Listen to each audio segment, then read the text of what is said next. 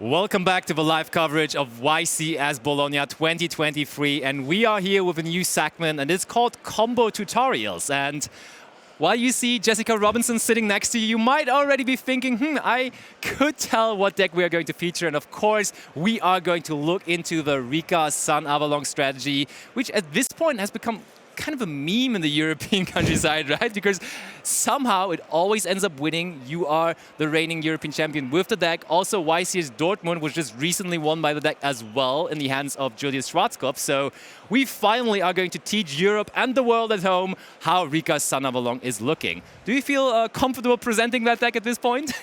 I think I've done a fair amount of showcase of Rikka, and I've done enough where I'm pretty confident. I've played it for long enough at this point. I would say so too. I think there's no better person to have next to me presenting the Rikka stuff, so let's get into the tutorial, let's get into the combos right now. Alright, so Rikka is, all we call Rikka, it's really Rikka Sunavalon. Yes. Because we have Loci.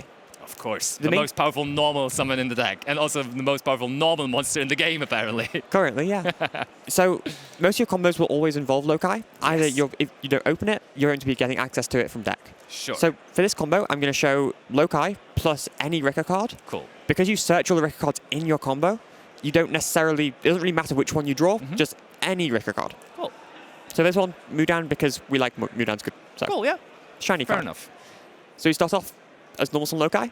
Yes. Which is words that will put fear into the hearts of all the European players. Yeah, there's when you go to a YCS, round one, sit down, and you lose the die roll, and then this happens, you're like, oh my, it's happening again. And then we'll link up one with our Loci into our Dryas. Yes. So Dryas' ability, on summon, we get to search a Sunvine spell or trap when it's summoned using Loci. It's important to note this is not once per turn. Yeah, that's pretty good indeed. And it is just going to resolve here. So we search out our sewing. The one really important thing with this not being once per turn is, let's say you use an impermanence. Yeah. If you use an impermanence or an Ash Blossom on my Dryas, if I find a way to tribute it off, let's say with that Mudan, sure, and I summon another Loci, I can just do it again and get another search. And you've wasted your hand trap. Yeah, that's really good. That's true. So now we use our sewing. Okay. So I think there's one major question that a lot of people still have, and that is kind of a rumor, and people still don't know what to do. But Ash Blossom and Joy Spring, of course, is one of the most popular hand interactions that has been there for a while now, and it's still very popular at the moment. And I've heard that this time now is the time to maybe interrupt with Ash Blossom. What would you say? Yeah, so some people make the mistake, especially when they don't know planet. It's like, oh, I need to Ash something that searches. Yeah. They use Ash on the Dryas. Yeah. But because, as I said, Dryas effect isn't once per turn, if I can summon it again with a Loci, you always hit the sewing because the sewing is once per turn. Yeah, true, true. So yeah, always Ash sewing. All right. If the sewing does resolve, note at home. we summon Twin. Yes. And now we go Chain Link 1 Twin, Chain Link 2 Dryas. Yep. So Twin will target Loci to reborn it. We put the Chain Link 1 to avoid Bell. Fair enough, fair enough. And then we summon our Sunvine Healer. Yeah, and through the Dryas man, right? Born our Loci. Cool, cool. Healer effect will target Dryas. You don't need to do this, but 300 life points is 300 life points. I mean, we'll take it for sure. And then we link 2. All of that already out of that one genius Loci. We're going to get a lot more off that. Yep, we're not done yet. Not at all. So we link 2 into our Romage Jasmine. Oh, yeah. Then we link 1 again. So Jasmine has 2 effects. When we gain life points, we get to search any plant monster. Cool. And we can tribute a monster, any monster the Jasmine points to summon a plant from our deck in defense. Yeah. A lot of people will always start off thinking, oh, the effect to summon from deck is obviously the best effect. Yeah. But it's hard once per turn, so we can only get 1 search with that. Sorry, 1 summon with that. However, if we can summon multiple Jasmines, we can gain life points multiple times. Fair. And get more searches. That's cool. And because plants special summon a lot, we can search special summon monsters. Yeah, fair, fair. So you don't need to special from deck necessarily, I see. Yeah, so we'll start off by linking 1 with Twin into our Dryas. Another Dryas, cool. We can't use the effect, unfortunately, because it has to be from 2x monster zone. Yeah. But we can then link our Loci into a Healer. Okay. Use Healer's effect, targeting Dryas. Yes. Gain 300 life again. So now on 8,600. And use Jasmine's effect to search, because we gain life. Yeah, exactly. So one question here, because Infinite Impermanence is another common interruption that is happening in the metagame right now. And I've heard a lot of people saying imperming here, imperming with Jasmine is most likely the play. What's your take on that? So I think you always imperm the first Dryas that you summon. Okay. The main reason is you can imperm this absolutely fine. Yeah. However, if you use impermanence here, I'm just going to link 2 into a second copy of Jasmine, Yeah. which we can just grab Sure. here, and then tribute and summon from deck anyway. Okay. Yeah, I So see. I'm still getting my summons from deck, and then getting all my Rikka effects anyway. Fair enough. Fair enough. However, if you do it on my summon of Dryas in extra altar zone, if I can't get that sowing, I pass turn. yeah. All right. Yeah. So if you're trying to limit the board, then yes, you can imperm this. However, quite often it's not worth it because you'd rather stop the board entirely by hitting the Dryas. Fair enough. Okay, so this is educational content for you at home. If you have an impermanence, probably immediately consider imperming the Sunavalon Dryas in the beginning. Okay. So- Another thing to note. Once we've gained life points from 300, Yes. we search our Lily Borea. Oh, yeah. So we want to get to our, we'll say, non-plants. Yep. So a lot of Rikkas have effects that stop us from summoning non-plant monsters. So we have one non-plant on our deck, which is Theron King Regulus. Yes. And we want to get hit to him as soon as we can so that we can use the full utility of our plant cards. Okay. So straight away, we do that special summoning thing that I mentioned before. Borea's effect will target a plant in our graveyard. The best card to target here is always Dryas. Yeah. Because we don't want to get DD Crowed on any of the other cards. We summon our Lily Borea by equipping Dryas. Yeah. We can use Lily Borea's effect on field, sending Dryas to graveyard, or sending any card, but we always send the Dryas. I mean, yeah. It's kind of free, right? Searching out Therion Disc Colosseum, which is field spell, and we use Disc Colosseum. Search out Regulus. Yeah, there is the one non-plant monster in the back. Now that I see that we have summoned a couple times over 5, obviously one card that comes to my mind is Nibiru. Is there an advice from you when to Nibiru this deck? Do you just wait until the end or wait right before you see the first negate is going to come down? Or what's the approach regarding Nibiru? So there's a couple of places you can Nibiru. Yeah. However, it completely depends on the plant player's hand. Okay. So right now, the only card you've seen in my hand is Loci. True. I have, well, technically right now, 5 unknown cards in my hand. That's true. So you want to Nibiru pretty early. Okay. The best way to do it is before I get to this Lily Borea. Okay, okay. So I'll be using the effective healer, targeting Dryas to gain 300 life. Yeah. Oh, wait, you can just chain the Nibiru to that so the Jasmine does not even trigger? Is that a thing? You don't even get the life points. Ooh. Because you're targeting the link 1 and you gain life points equal to the link rating. If you Nibiru and roof that monster, you're not getting any life. That's pretty smart. So because I think a lot of people are thinking, hey, Rikka is such a big combo deck. Yeah. It's putting up so many monsters, so I want to get the most value out of my Nibiru, so I have to Nibiru kind of late to get more monsters off the field. Yeah. But actually, it's kind of early then, right? Yeah, because if you wait too long, I'm going to get some... If I get a Rikka monster on field, Yeah. I could have Princess in hand, which will negate the Nibiru. Yeah, true. So you want to do it on the effective healer to gain.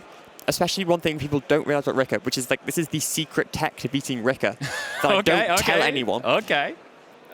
Rikka's resources are in its extra deck, not its hand.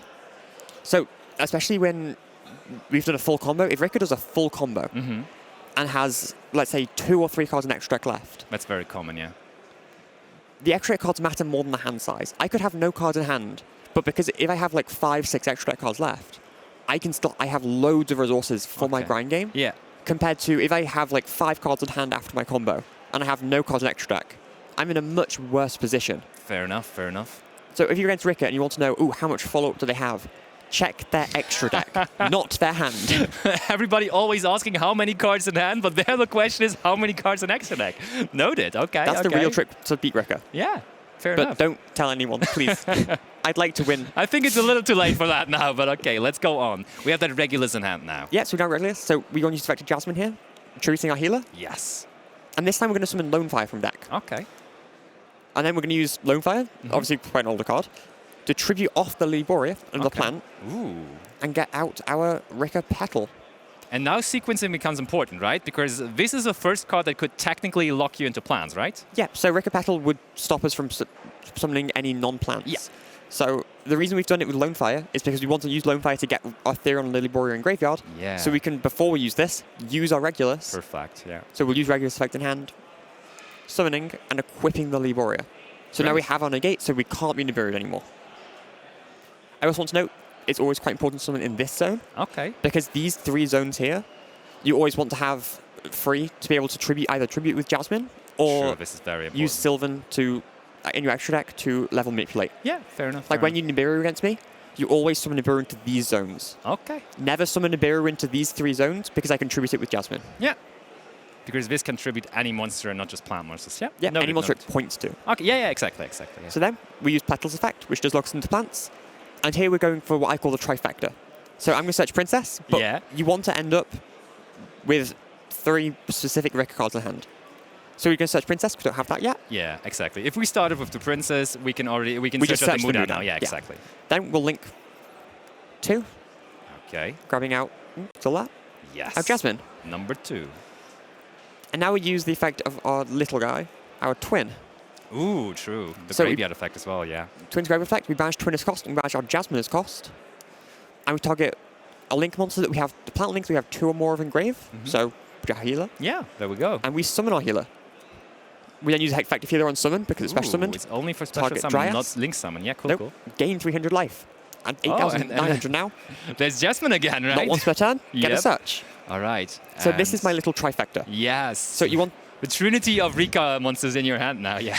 Yeah, exactly. You always want to have these 3 Rikka cards. Cool. So whichever ones you don't have, you just search the other ones. Yeah.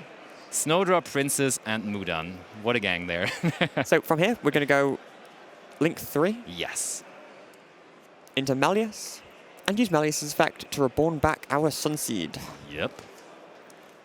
The idea behind this is quite simply, we want a monster with a level on field Cool. because we're going to be using Snowdrop's effect to make all our monsters level 4. Okay, cool. So now we'll use a Snowdrop, tributing Dryas, grabbing Snowdrop and Mudan. Okay. So we're not using Mudan's effect in hand to summon yet. It's very important. That part is quite important. Okay. Noted. We then use Mudan's effect, allowing us to grab Concon from deck. Okay, one of the most powerful, if not the most powerful field spell that we currently have in the game, yeah? We'll just call it the most powerful card in the game. Okay, fair enough. We can go with that. So then we activate effect Princess in hand. So Princess effect lets us special summon itself, free. Yes. But we can only summon plants while it's on field. Currently. I mean- However, that's not a problem. No worries at all, no. Then we use effect of Snowdrop, Yes. targeting the Princess. So all monsters, plant monsters we control become level 4. Okay. Then we probably, we go for the Exceed So we summon. go for the XYZ summon. We overlay Princess plus Mudan, Very important that it's these two, yeah. because all monsters level 4. We go into Serena. Yep. So it has to be these 2. Okay. We can't overlay these 2 because we need these 2 monsters to go to graveyard. I see. So we use the effect of Mudan, detach as cost, target Mudan in graveyard. Yeah, okay. Yeah, you can just target any Rikka or plant monster in the Yeah, graveyard, and because right? it attaches cost, we can target the Mudan. Cool. So we add it back to hand. Yes, The reason we yes. want to add Mudan specifically is because we haven't used Mudan's in hand effect yet. True. And we're going to be using that to be able to... Well, we can use it immediately now. Yeah, just go on We'll there. use it. We tribute off the Strenna, Yep. summon Mudan, and then effect the Strenna because it's been tributed. We can summon Hyperion from Vectrek and Yeah. equip this Strenna. That's such a strong effect, honestly. And that means we can then replace our Disc Colosseum. Disc Colosseum is a really good card, has great synergy with Dryas. Yeah. But we don't need Dryas right now. Let's go for Concon. Get that Concon out there for sure. And then effective Hypertron can then equip Oh, yeah. as a spell negate. Better use for the Disc Colosseum there. Yeah. Now, you can use the effect Concon, Yeah. set a spell trap from our deck. There we go. There's the super powerful trap as well. We have a Cool. Rikka sheet. We can then overlay our 2 level 4s. Yeah, true. They're still level 4s. You're right. Overlay for Strenna. And finally, link summon 4 into Bengal Lancer. Wow. That is insane. And remember, we only used the 1 card we had in hand. Okay, I mean, we also used the Rikka card at some point, so it was like 2 cards. But that's all that came out of that. And I mean, there are still various variations of that. It doesn't necessarily need to be those 2 cards, right? Yeah, so it can be any access to loci. Yeah. So there are multiple ways to access loci. That can include things like summoning Jasmine, using Jasmine to summon Lonefire. Lonefire, tribute Jasmine, and get our loci out. Yeah, that's so good. There are loads of ways to do it. And with this end board, you have Concon tribute post monster as cost. This to target a monster, return it to hand. You've got a negate, another negate. This is when you've got a take control, and you have a monster negate in graveyard. Yeah. And you, as on top of all of that, you have loads of follow-up. So when this is tributed, we're going to summon monsters from our extra deck. There's also Petal in the graveyard, right, as additional follow-up. Petal's going to reborn itself back during your opponent's end phase Yeah. if you get rid of the Regulus. Yeah. You can't summon it back while you control Regulus. So quite often what we'll do is a little trick is when we're negating, to stop ourselves from getting dropped hit by forbidden droplets. We'll use Regulus to send itself to graveyard. Ooh, so we cannot target or negate it with the droplet anymore. And then we can still reborn our petal because we control the plants. Yeah, that's very cool. So there's loads of little like neat tricks with this end board that can stop our opponent from playing and just try and negate their effects. For sure, yeah. Thank you so much for showcasing here this version of the combo. As we were saying, as you were telling us, there's many, many versions. You probably know every single version of the combo in the deck by heart and soul now, sometimes even dreaming of them at night. And yeah, when you're facing this field, of course, it's going to be very, very, very hard and you will have a hard time playing through it. But now at least you know where to interact with the deck a little bit better. When you're facing the Rikka deck now, you will be more educated, so I hope you at home appreciate this combo tutorial, this playstyle video of the Rikka deck, and let's see whether Rikka can take down another event here at YCS Bologna 2023, and see you soon for more live coverage.